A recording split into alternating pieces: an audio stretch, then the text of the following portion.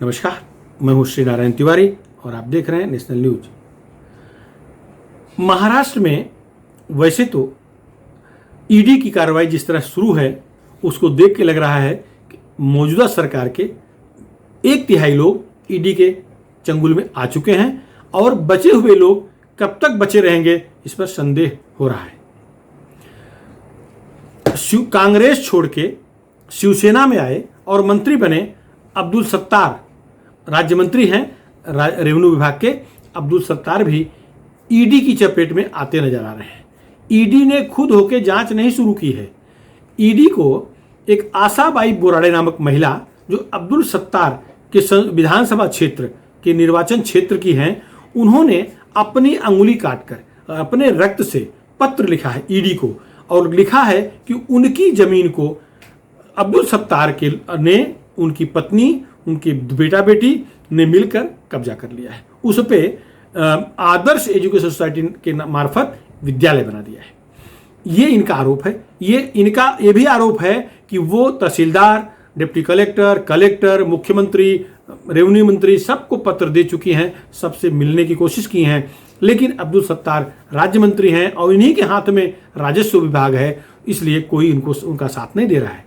सत्तारूढ़ पार्टी के हैं अर्थात मुख्यमंत्री उद्धव ठाकरे के लाडले करीबी हैं, भले वो कांग्रेस से आए हैं लेकिन वो इस समय उद्धव ठाकरे के अत्यंत करीबी हैं, इसलिए भी कोई कुछ नहीं कर रहा है, प्रशासन की तरफ से कोई जांच नहीं हो रही है, ऐसा आरोप आशाबाई बोराडे ने लगाया है।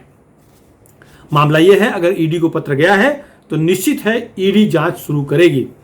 अब इसमें अब्दुल सत्तार के पक्ष में मामला जाएगा, विपक्ष में जाएगा, ये अलग मुद्दा है, लेकिन ईडी की चपेट में अब्दुल सत्तार भी आ गए अर्थात एक और मंत्री आ गया, ये आज चर्चा का मुद्दा है, विषय है।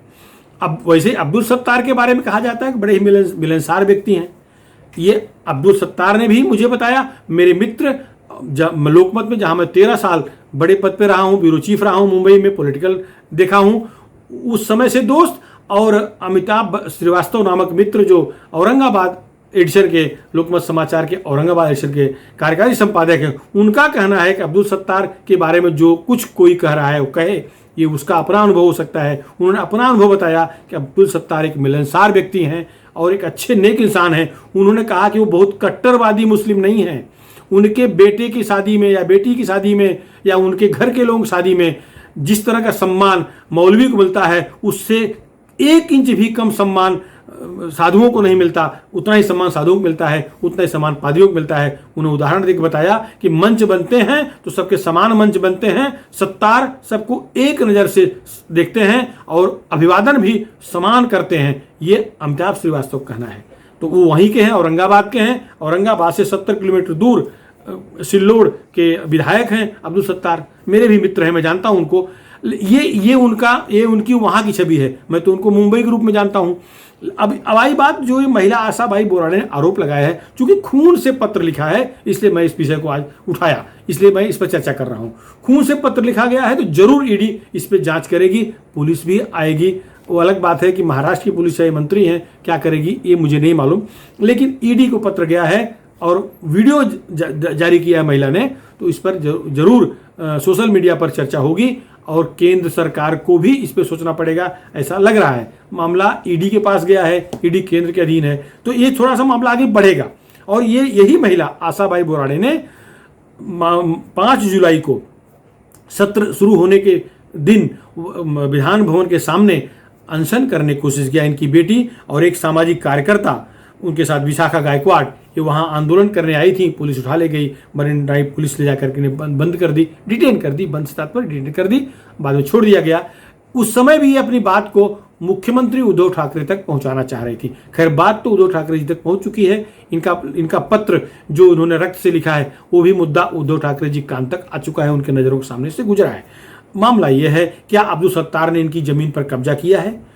क्या वाकई में आदर्श एजुकेशन सोसाइटी जो विद्यालय है वो इस महिला आशाबाई बोराडे की जमीन पर बनाया हुआ है? अगर बनाया हुआ है तो क्या लिखाया है, रजिस्ट्री कराया है, पैसा इस महिला को मिला है कि नहीं मिला है? इस बारे में अब्दुल सत्तार ने मुझसे बात करते हुए कहा कि ये उनके पारिवारिक मामला है, वो कोर्ट में गई हैं, उनके भाई बंधु सब लोग कोर्ट में हैं, सब लोग बेच चुके हैं। और जो कुछ है उन्होंने कहा कि मैं अभी इसलिए नहीं बोलूंगा कि न्याय प्रविष्ट मुद्दा है, चूंकि आपने संपर्क किया इसलिए मैं बता रहा हूं कि मेरा कोई दोष नहीं है, मेरा परिवार कहीं भी गलत काम नहीं किया है। ऐसा स्पष्टीकरण अब्दुल सत्तार ने भी दिया है।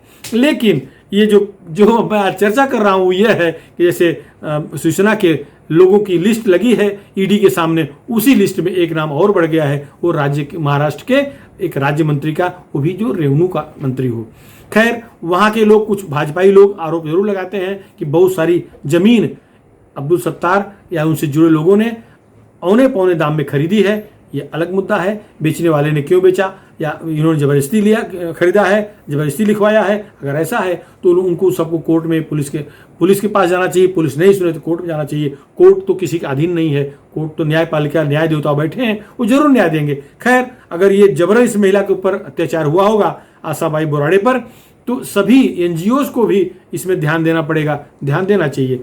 लेकिन अब्दुल सत्तार का जो स्वभाव है या जिस तरह को फेमस हो रहे हैं, जिस तरह से वो आगे बढ़े हैं, कांग्रेस छोड़ के शिवसेना में आ गए हैं, कांग्रेस में भी उनका वर्चस्व था, वहाँ विधायक थे तब भी उनकी बहुत चलती थी अपने क्षेत्र में, सिल्लोड में किसी का नहीं चलता, उनकी चलती है। सबसे जुड़े हैं, सब धर्म के लोगों से यहाँ जा कर के वो बैठते उठते हैं, सबको सम्मान देते हैं। मुस्लिम बहुल इलाका न होकर के भी वहाँ से चुन के आए हैं, तो निश्चित है उनकी कुछ उनमें कुछ विशेषताएं होंगी जिसको लोग पसंद करते हैं। ये तो पक्का है कि मिलनसार हैं। और बताते हैं अमिताभ श्रीवास्तव के शब्दों में सुना जाए तो बोले अब्दुल सत्तार के नाम पर तो वहाँ भागवत सप्ताह भी होते हैं। इससे आप अनुमान लगा लीजिए कि वो शिवसेना में क्यों आए, वो कांग्रेस क्यों छोड़ दिए। कांग्रेस में उनका गला घोटने काम हो रहा था, उनका गला घोटना मतलब राजनीतिक तौर पर गला घोटने काम हो रहा था, उनको स्थानीय नेताओं से नहीं जमता। और एक बात आश्चर्य होगी आपको, भाजपा इस समय सत्ता से बाहर है क्योंकि शिवसेना ने भाजपा के शब्दों में धोखा दिया है। लेकिन अब्दुल सत्तार का स्थानीय लोगों से, भाजपाइयों से काफी अच्छा संबंध है। ऐसा नहीं है कि वो राव साहब दानवे जैसे जो केंद्रीय मंत्री भी हैं, उनके बहुत घरेलू संबंध हैं। अभी हाल के दिनों में एक वीडियो दिखा होगा आप सबको, वो दोनों आसपास बैठ के सत्तार के घर पे आकर के राव साहब दानवे नाश्ता कर रहे हैं और मीडिया से बात भी किए हैं। तो इस तरह से ऐसा नहीं है, एक कट्टरवादी मुसलमान अब्दुल सत्तार नहीं है। और ये मामला तो जांच का है, सच्चाई कितनी है वो आगे आएगी। न्यायपालिका में भी केस है, वो भी आगे फैसला कुछ होगा। लेकिन हाँ, एक और शिवसेना का नेता जो आज शिवसेना में भले पहले कांग्रेस थे, ईडी की चपेट में आ गया है। आज मैं जो चर्चा करना चाह रहा था वो इतना ही था कि एक और नेता का नंबर लग गया है। बाकी नेता लाइन में है, वो चक्कर काट रहे हैं, बयान दे रहे हैं, कोई फरार है, कोई मिल रहे हैं, ये अलग बात है। फिलहाल इस मुद्दे पर इतना ही। आपको कैसा लगता है अब्दुल सत्तार के बारे में? आपकी अपनी राय जरूर लिखें हमारे चैनल पे, नेशनल न्यूज चैनल के कमेंट बॉक्स में अपनी राय दें। आपको अगर ये वीडियो पसंद आया हो, इसे शेयर करें, सब्सक्राइब करें, हमारे चैनल को सब्सक्राइब करें। धन्यवाद।